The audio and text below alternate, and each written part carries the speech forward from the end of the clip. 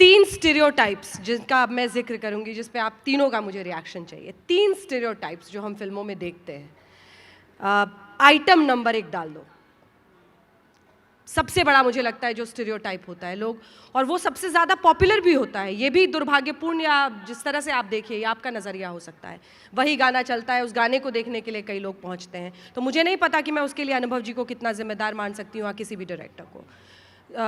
वो धीरे से कह रहे हैं मानिए मानिए। दूसरा स्टीरियोटाइप ऋचा, जैसे हीरो घुसता है, गाड़ी खुलेगी, उसका एक जूता निकलेगा, उसकी portrayal as the epitome of power, strength.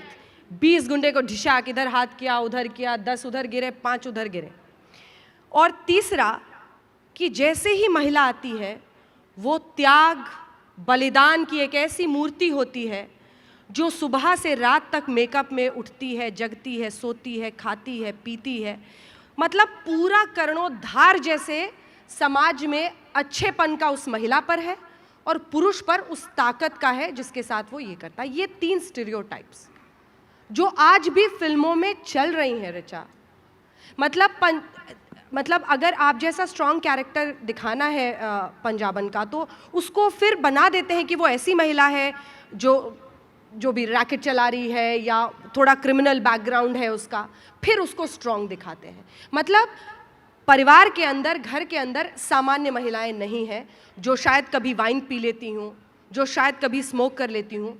ऐसा हम आज तक फिल्मों में नहीं दिखा पाए। अगर मैं गलत हूँ तो बताइए। हाँ, आप गलत हैं, क्योंकि अभी जो फिल्में जो अभी बन रही हैं उनमें तो औरतें, मतलब मैं स्मोकिंग या ड्रिंकिंग को लिबरल होने का मापदंड नहीं मानती, पर अभी आपको जो औरतें दिख रही हैं स्क्रीन पे, करेक्ट ना, जो अभी आपको औरतें दिख रही हैं, जो आजकल दिख रही है, वो तो दे आर एम्बिशियस।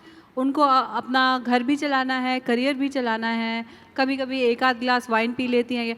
ये सारे मुद्दे पिंक ने बहुत अच्छे से उठाए थे एक्चुअली। बहुत और अच्छे। जिनकी बात, क्योंकि हम साहित्य आज तक में हैं, तो कुछ लिटरेचर के पॉइंट ऑफ व्यू से आर्केटाइप्स की बात करें तो आर्केटाइप्स तो बहुत पुराने हैं। ग्रीक माइथोलॉजी से एफ्रोडाइटीज़ है, या उस तरह के आर्केटाइप्स कुछ चले आ रहे हैं हर तरह की कहानियों में।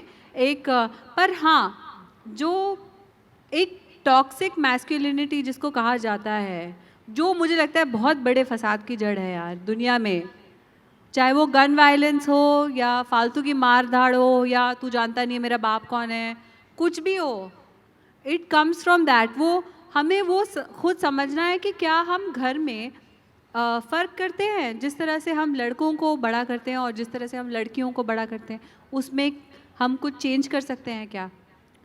चेंज करेंगे तो हमारे लिए अच्छा है, क्योंकि जिस तरह से औरतें आगे बढ़ रही हैं, और जैसे मैं चाहूँगी देश भी आगे बढ़े, हमें देश को बहुत सुपर पावर बनाना है ना, तो 50% जो लोग हैं वो इन्फीरियर नहीं रह सकते यार। अगर देश को आगे बढ़ना है तो अपने लिए तो जनहित में कर लीजिए।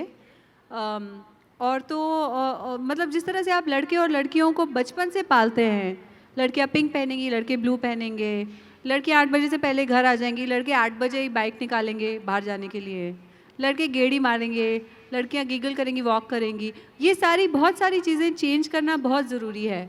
और रही बात आर्केटाइप्स की, वो काफ़ी समय तक चलते रहेंगे और एक टाइम के बाद वो डिफंक्ट हो जाएंगे। जैसे कि एक समय के बाद जो लोग पुरानी मानसिकता रखते हैं, कम से कम शहरों में, वो जैसे डायनासोर एक्सटिंक्ट हो गए थे, उस तरह से वो भी साइड में गिरे पड़े मिलेंगे आपको। लोग उन पे हंसेंगे। जैसे कि फिल्म दुनिया में जो हो रहा है आजकल, कोई बेकार सा सजेशन देता है। मैं आपको अपना एग्जांपल देती हूँ। मैं अभी कोई एक जोसेम गाना शूट कर रही थी, तो मैंने हाई वेस्टेड पैंट्स पहनी थी, ठीक है, इतनी सी मेरी कमर दिख रही थी। तो जो डांस कोरियोग्राफर थे वो आए मेरे पास, उन्होंने बोला madam naval is not showing. तो मैंने कहा अच्छा, पर ये तो हाई वेस्टेड पैंट्स है। बोलते little can you pull down, navel has to show madam. I said navel तो नहीं दिखेगा इसमें। तो काफ़ी देर तक इस पर चर्चा हुई। तो मैंने क्या किया, मैंने एक मार्कर लिया, मैंने कहा सर यहाँ बना लेती हूँ, यहाँ बना लेती हूँ, यहाँ बना लेती हूँ। कॉस्ट्यूम तो हिल नहीं पा रही, जहाँ जहाँ बनाना है वहाँ बना लेती हूँ नेवल, because I couldn't understand this fetish. So ये सारी चीज़ें हम सब अपने लेवल पे छोटी छोटी लड़ाइयाँ लड़ते हैं। एक बार कभी पब्लिसिटी में लड़ते हैं, कभी चित्रांकन में लड़ते हैं, कभी बोलते हैं इज़ दिस शॉट नेसेसरी। और कभी लड़ते हैं इन चीज़ों के लिए हम लोग एज एक्टर्स, तो ऐसे ही परिवर्तन आता है धीरे धीरे धीरे।